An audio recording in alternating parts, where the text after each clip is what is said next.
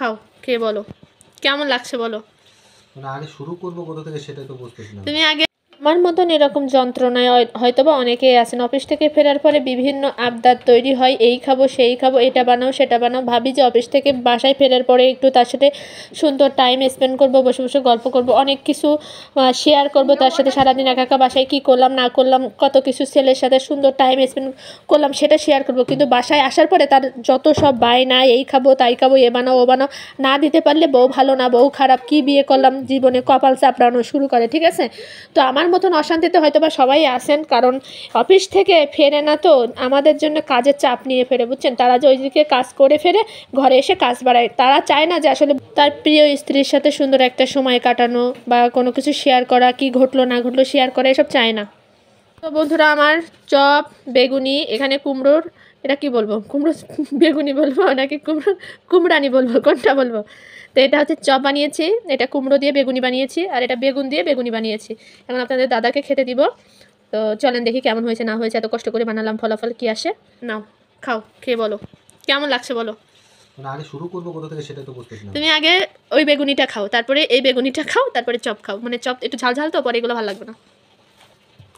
কেমন হয়েছে? বাসায় বানালে যে কোনো জিনিসের স্বাদ আসে, যে কোনো জিনিস। তুমি কি আমার হাতে রান্না পছন্দ করো? পছন্দ না করলে তো খাইতাম না। তো দায় থেকে খাও। কোনটা ভালো লাগে? মিষ্টি কেন দাও? হ্যাঁ, এটা ওটা মিষ্টি কুমড়া। মিষ্টি কুমড়া বেগুনি? হ্যাঁ, আমাদের প্রধানমন্ত্রী শিখিয়ে দিয়েছিল না, মিষ্টি কুমড়া দিয়ে বেগুনি বানানো যায়। যখন বেগুনের দাম বেশি থাকবে তখন আমরা কেন বেগুন খাবো। আসলে এই কথাটা ঠিক।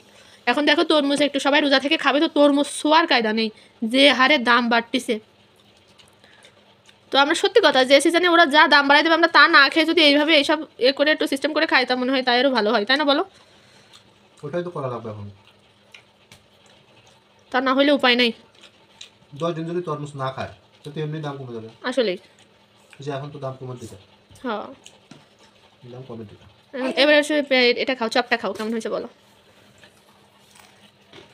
আমাকেও দিছিল মামনি। ভালো লাগছে? 10 কেমন হয়েছে গো? হ্যাঁ বাবা, ফ্রেশ আছে। একা গালে গালে খেয়ে নিচ্ছে। বন্ধুরা, ভিডিওটা স্কিপ না করলে আমার ভাগ্যে জুটবে না, বুঝছেন।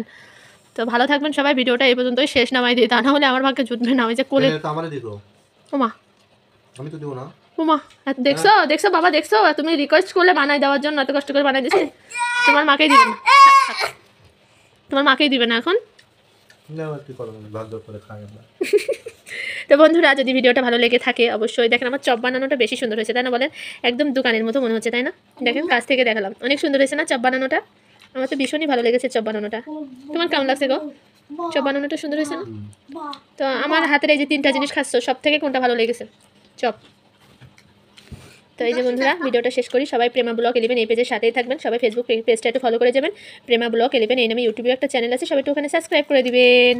Tata bye.